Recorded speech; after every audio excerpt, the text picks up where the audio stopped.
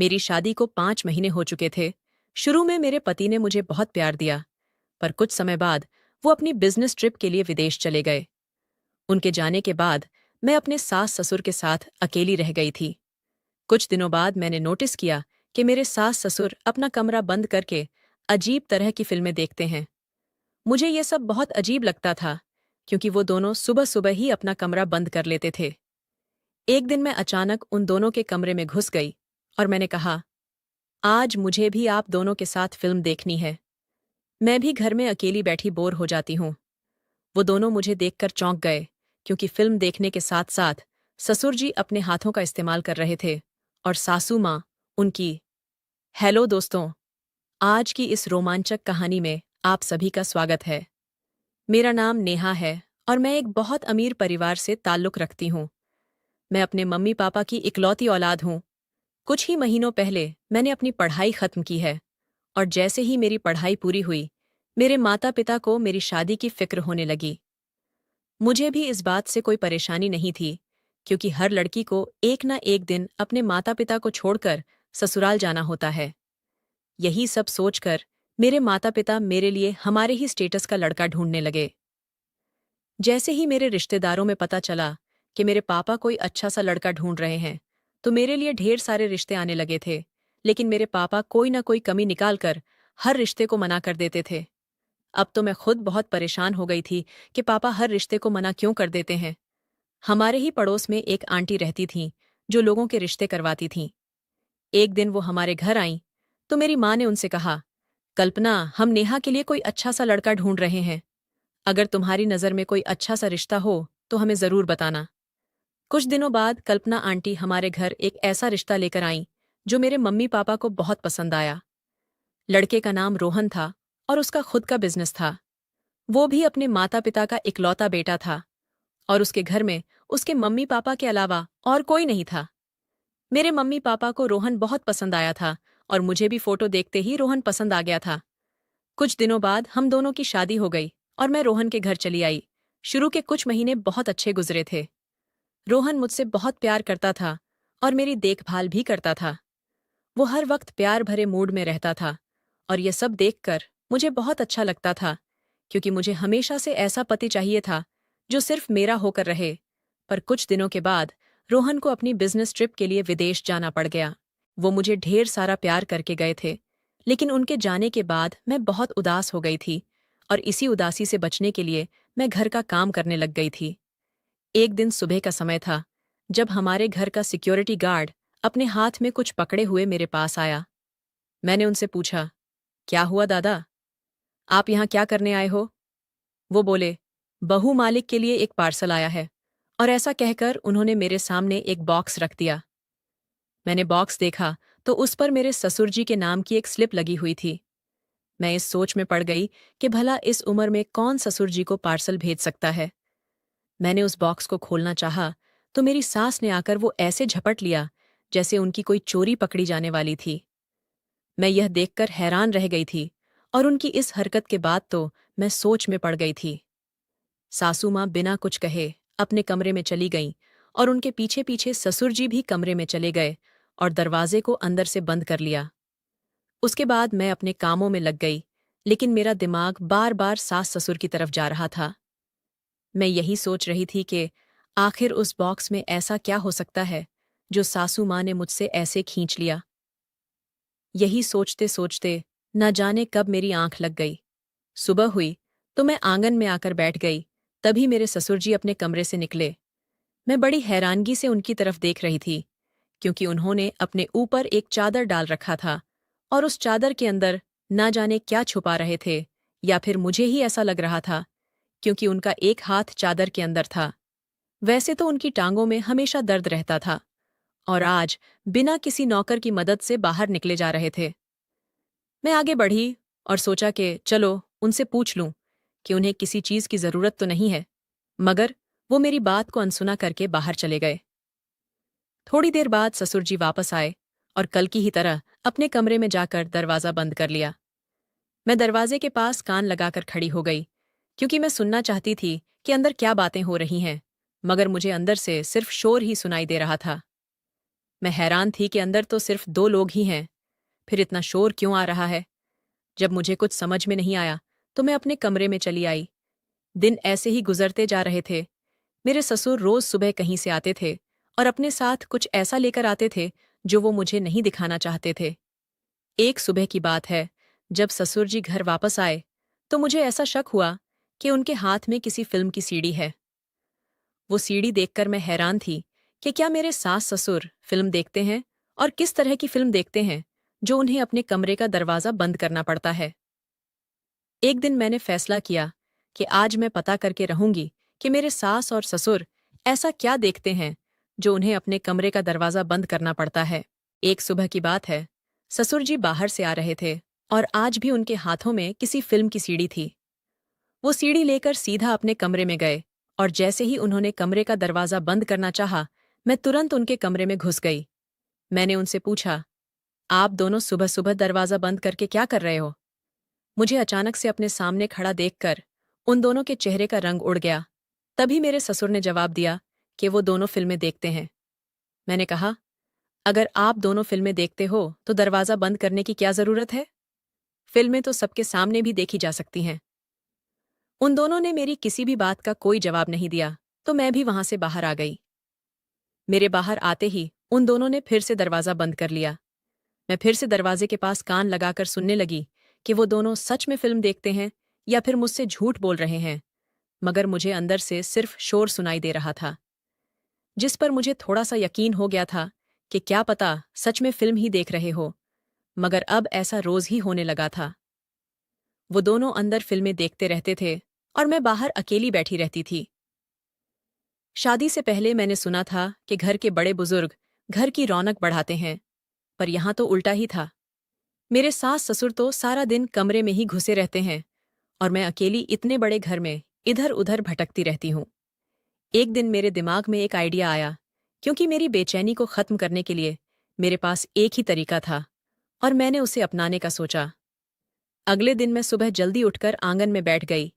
पर ये क्या, आज तो ससुर जी कहीं बाहर ही नहीं गए थे और ना ही कोई पार्सल हमारे घर आया था, और ऐसे ही 5 से 6 दिन और बीत गए।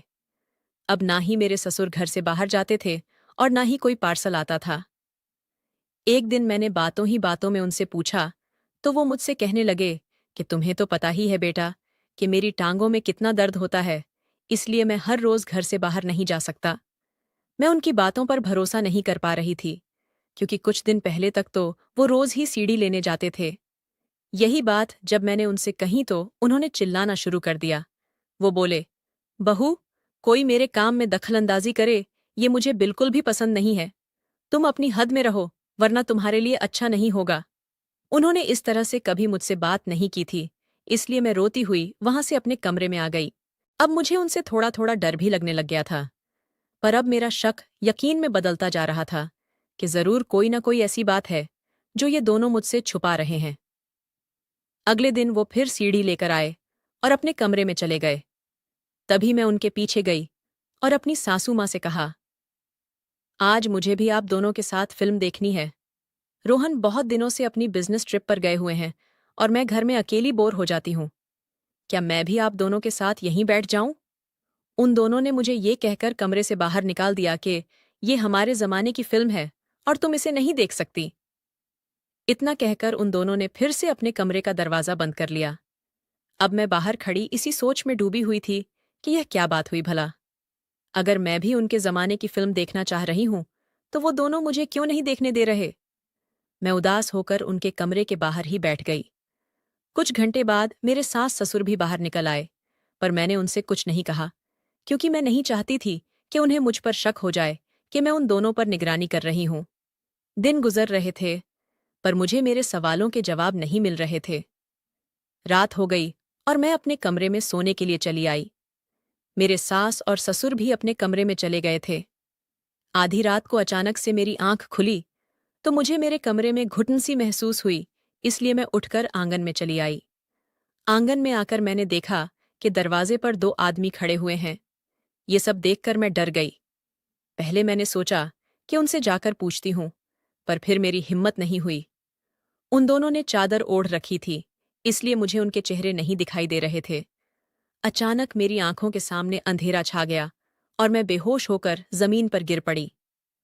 सुबह जब मेरी आंख खुली तो मैं अपने बिस्तर पर ही थी। मुझे सर में बहुत तेज दर्द हो रहा था और मैं बस यही सोच रही थी कि मैं अपने कमरे में कैसे आई। अचानक मुझे रात की बात याद आई और मैं बाहर की तरफ भागी, जहां मेरे सास और ससुर बैठे हुए थे। मैंने उनको कल रात की सारी बात बताई, पर मेरी सास ने कहा कि बहू, तुम्हें कोई भ्रम हुआ होगा। मैंने उन्हें समझाने की बहुत कोशिश की कि वो मेरा भ्रम नहीं था, लेकिन वो दोनों मेरी कोई बात सुनने के लिए तैयार नहीं थे। थोड़ी देर बाद उन्होंने सिक्योरिटी गार्ड को बुलाया और उससे पूछा कि क्या कल रात को कोई 2 आदमी आए थे। गार्ड ने जवाब दिया कि वो सारी रात ड्यूटी कर रहा था। अगर कोई अनजान व्यक्ति घर में दाखिल होने की कोशिश भी करता तो उसे पता चल जाता। हमारे घर में 2 सिक्योरिटी गार्ड थे और दोनों एक ही बात कर रहे थे। मेरी सास ने कहा, तुम कुछ दिनों से सही से खाना नहीं खा रही हो, शायद इसलिए कमजोरी की वजह से गिर गई होगी। उनकी बात सुनकर मैं खामोश हो गई, पर मैं सारा दिन इसी सोच में पड़ी रही कि सच में वहां पर कोई था और उसी में से किसी एक व्यक्ति ने मुझे बेहोश किया था।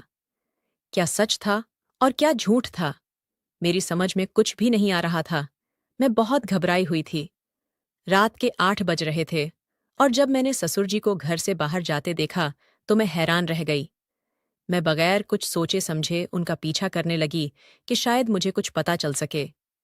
उनके पास गाड़ी थी, लेकिन वो पैदल ही जा रहे थे और मैं भी चोरी छुपे उनके पीछे जा रही थी। थोड़ी देर चलने के बाद वो आगे जाकर एक दुकान रुक गए।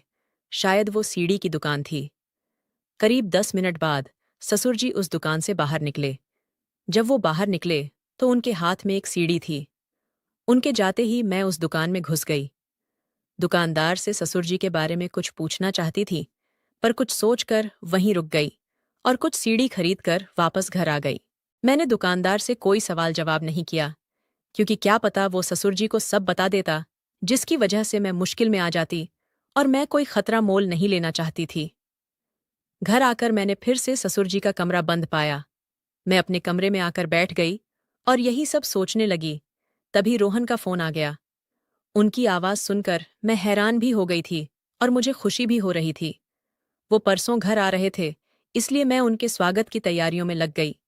फिर मैंने सोचा कि शायद मैं बहुत ज्यादा सोच रही हूं, और वैसे भी सास ससुर अपना कमरा बंद करके अंदर क्या करते हैं, इससे मुझे क्या लेना देना।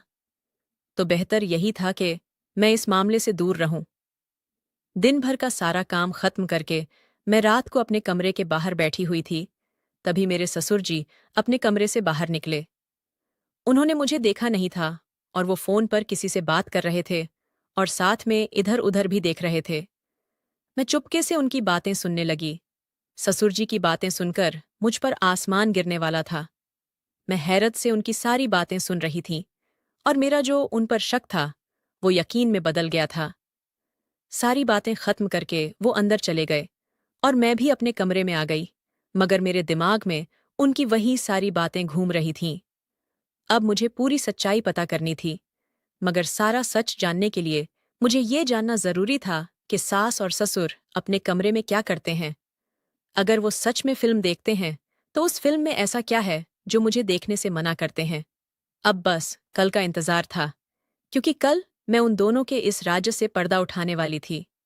आखिर इंतजार खत्म हुआ और कल का दिन भी आ गया। ससुर जी सीढ़ी लाने चले गए और सासू माँ अपने बाकी कामों में लग गई। तभी मैं उन दोनों के कमरे में जाकर छिप गई। मुझे पता था कि कुछ ही देर में ससुर जी सीढ़ी लेकर वापस आ जाएंगे। आज मुझे पता लगने वाला था कि मेरे साथ ससुर ऐसा क्या देखते हैं जो वो मुझसे छुपाते हैं। मेरे पति को भी वापस आने में थोड़ा सा ही वक्त था, लेकिन उससे पहले मुझे इस रात से पर्दा हटाना था। कुछ देर बाद मेरे सास और ससुर कमरे में आ गई। उन दोनों ने उस सीडी को प्ले किया और फिल्म देखना शुरू कर दिया। फिल्म शुरू हो गई और मैं उसे बड़े ध्यान से देख रही थी। जैसे जैसे फिल्म आगे बढ़ रही थी, मैं शर्म के मारे पानी पानी हो रही थी। मैंने उस फिल्म में जो भी देखा था, उसके बाद मैं वहीं जम गई थी, क्योंकि मुझे समझ नहीं आ रहा था कि मुझे अब क्या करना चाहिए। आधे घंटे बाद वो फिल्म खत्म हो गई और मैं गुमसुम होकर वहीं बैठी रही। मुझे अंदाजा भी नहीं था कि अगर मेरे सास ससुर को मेरे वहां होने का पता लग गया तो मेरे साथ क्या करेंगे। मैं अब अपने आगे के प्लान का इंतजार करने लगी। करीब 10 मिनट बाद दरवाजे पर दस्तक हुई। मेरी सास ने जैसे ही दरवाजा खोला तो वो दंग रह गईं, क्योंकि बाहर पुलिस वाले खड़े हुए थे और मैं भी उसी वक्त उनके कमरे से निकलकर बाहर की ओर भागने लगी। मुझे उनके कमरे से बाहर आता देख सास ससुर दोनों चौंक गए थे। मैंने उनसे कहा कि क्या आप दोनों खुद अपनी कहानी बताएंगे या मैं बताऊं? तब तक रोहन भी आ चुके थे। पुलिस ने जब सख्ती से पूछना शुरू किया तो मेरे ससुर जी ने बताया कि हम लोग एक गैंग के लीडर हैं और हमारे साथ बहुत सारे आदमी काम करते हैं। हम लड़कियों को अगवा करते हैं और उन्हें विदेश भेजते हैं, और जो अगवा की हुई लड़कियां विदेश नहीं जाती हैं उन्हें हम अपने ही देश में गलत कामों में लगा देते हैं। इन कामों में बहुत अच्छे पैसे मिलते हैं और ये काम हम बहुत सालों से कर रहे हैं, और अब तो इस धंधे में हमारे कदम अच्छी तरह जम चुके थे, इसीलिए हमें आज तक कोई पकड़ नहीं पाया है। पर पता नहीं इस लड़की को हम पर कैसे शक हो गया। मैं तो इस लड़की को पहले दिन ही मार देना चाहता था, पर पता नहीं क्यों मेरी पत्नी को इस पर तरस आ गया। मैं इसको रास्ते से हटाने वाला ही था कि तब तक इसने हमारे बारे में सब पता कर लिया। मेरे पति को भी इस बारे में कुछ नहीं पता था। उन्हें नहीं पता था कि उनके माँ बाप इतने सालों से किस तरह की जिंदगी गुजार रहे थे। मेरे पति को ये सब देखकर काफी शर्मिंदगी महसूस हुई। मेरे सास और ससुर को पुलिस पकड़कर ले गई और उनके जरिए बाकी सब लोगों को भी गिरफ्तार कर लिया गया। मैंने और रोहन ने भी वो घर छोड़ दिया।